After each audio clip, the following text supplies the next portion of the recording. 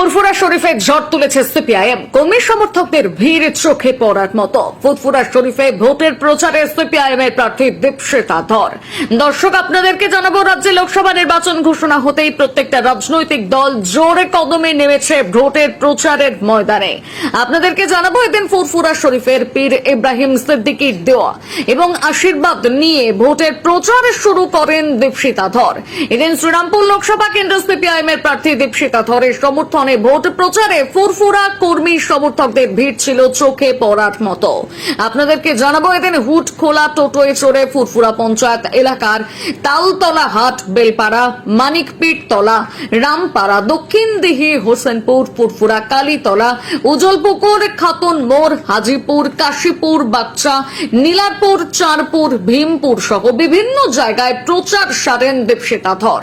পায়ে হেঁটে পাড়ায় পাড়ায় চলে বামেদের প্রচার। এই লোকসভা ভোটে কি রামের ভোট কি বামে ফিরবে? আমরা বলছি, যে ভোট তৃণমূলকে হারাতে বিজেপির কাছে গেছিল, অনেকে স্বপ্ন দেখেছিলেন বিজেপি আসলে হয়তো তৃণমূলকে টাইট দেবে। তারা দেখলেন তৃণমূলের সব নেতারা, যা নেতার মধ্যে গন্ডগোল, তারা জেলে কম গেল, বিজেপিতে বেশি গেল। ফলে তাদের যে মোহ, সেই মোহ ভঙ্গ হয়েছে। মানুষ তৃণমূল অপশাসনের থেকে যেমন মুক্তি চান, তেমন বিজেপির সাম্প্রদায়িকতা থেকেও মুক্তি চান। মানুষ ভারতকে বাঁচাতে চান, বাংলা বাঁচাতে চান, সংবিধানের রাজ চান। আর তার জন্য তারা আমাদের চান, বামপন্থীদের চান, ধর্মনিরপেক্ষ মানুষদের চান।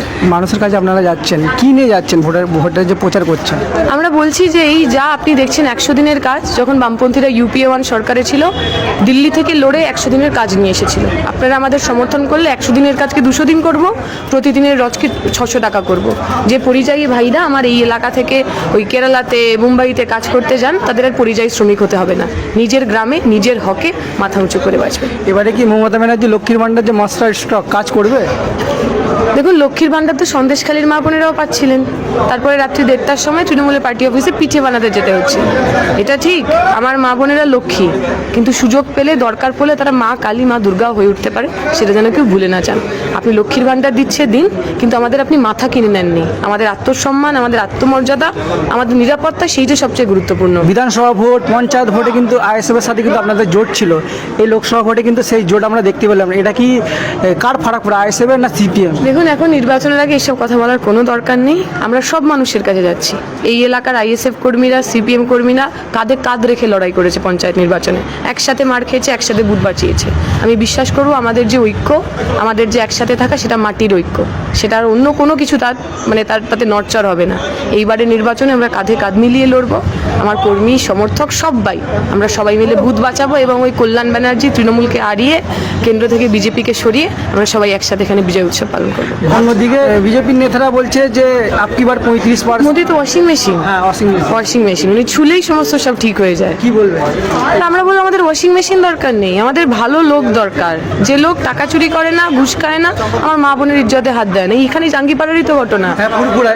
এই এলাকার একজন বামপন্থী মহিলা, তাকে বাড়িতে এসে ধমকি দিয়ে যাচ্ছে যে বিজেপি ক্ষমতা এলে বাড়ি থেকে তুলে নিয়ে যাব। যারা উনাও করে, হাতরাস করে, তাদেরকে কিন্তু সন্দেশখালী আটকানো যাবে না।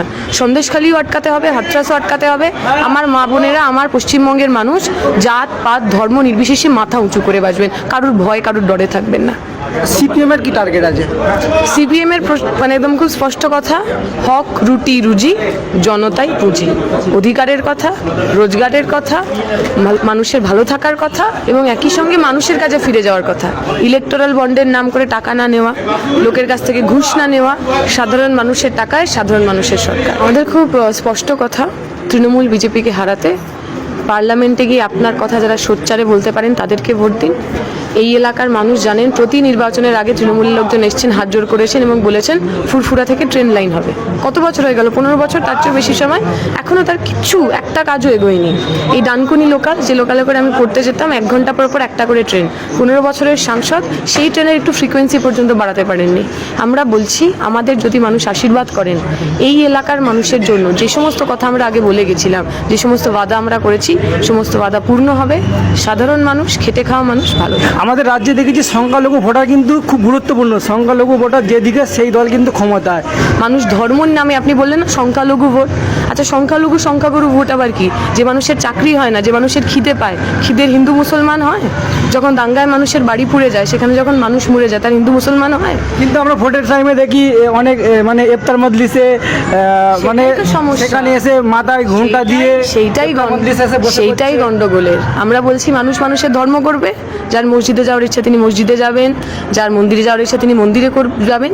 ভোট দেওয়ার সময় তিনি ভাববেন যে তার রুটি রুজি, তার ছেলেমেয়ের চাকরি বাকরি, তার ছেলেমেয়ের শিক্ষা নিয়ে গিয়ে কথা বলছে। যারা ধর্ম নিয়ে রাজনীতি করে, সেটা বিজেপি হতে পারে, মন্দির নিয়ে রাজনীতি করেন, অথবা মমতা ব্যানার্জি কিছুদিন আগে গিয়ে একটা ঈদুল ফিতরের যে মঞ্চ, তাকে যেভাবে রাজনৈতিক মঞ্চ বানালেন, আমার মনে হয় এটা সঠিক সংস্কৃতি নয়। মানুষ মানুষের ধর্ম করুন, মন্দিরে করুন, মসজিদে করুন, গির্জায় করুন, যেখানে প্রাণে চায় করুন, আর ভোটটা নিজের অধিকারের জন্য দিন, ভোটটা নিজের রাজনীতির জন্য দিন, সেখানে ধর্মকে টেনে আনবেন না। ভোটের প্রচারে এসে পুরো এলাকাবাসীর কিরকম সাড়া পেলেন আজকে? খুবই স্বতঃস্ফূর্ত সারা। বহু মানুষ আমাদের কাছে এসে বলেছেন যে আমরা আপনাদের কথা শুনেছি, সোশ্যাল মিডিয়াতে দেখেছি, এবং আমাদের মনে হয় এই মুহূর্তে তৃণমূল বিজেপিকে যারা হারাতে পারে তারা হলো আপনারাই। মানুষ আমাদের আশীর্বাদ করছেন, দোয়া করছেন। এখানে বহু কমরেডরা রয়েছেন, সাধারণ মানুষ রয়েছেন, তারা আমাদের সঙ্গে আছেন। আমরা আশা করি নির্বাচন ভালো হবে এবং সাধারণ মানুষের আশীর্বাদে, সবার সাহায্য নিয়ে আমরা এবার জয়যুক্ত হব। এই শ্রীরামপুর লোকসভা কেন্দ্র থেকে কতটা আশাবাদী আপনি জেতা? পুরো আশাবাদী।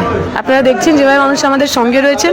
মানুষ যদি ভোট দিতে পারেন, আমাদের দুহাত ঢেলে আশীর্বাদ করবেন। আমার বড়রা, আমার গুরুজনরা সবাই আশীর্বাদ করেছেন, দোয়া করেছেন। আমরা এবার জিতে আসবো। আজকে দেখলাম যে ভোটের প্রচারে এসি প্রথমে দেখলাম পীর ইব্রাহিম সিদ্দিকীর বাড়িতে আপনি এসে ভোটের প্রচার শুরু করলেন, কি বলবেন? আমরা আশীর্বাদ নিতে এসেছি, দোয়া নিতে এসেছি আমাদের অভিভাবকদের কাছ থেকে, যাদের দেখে আমরা বড় হয়েছি। সেই বড়রা আমাদের আশীর্বাদ দেবেন, সঠিক পথে যাতে আমরা চলতে পারি। উনি আমাকে একটা কথাই বলেছেন, মানুষের কাছে যাবে, মানুষের দুঃখ দুর্দশায় পাশে থাকবে, মানুষের কথা শুনবে, সংবিধান মেনে মানুষের পাশে থাকার চেষ্টা করবে। আমরা এই কথা নিয়ে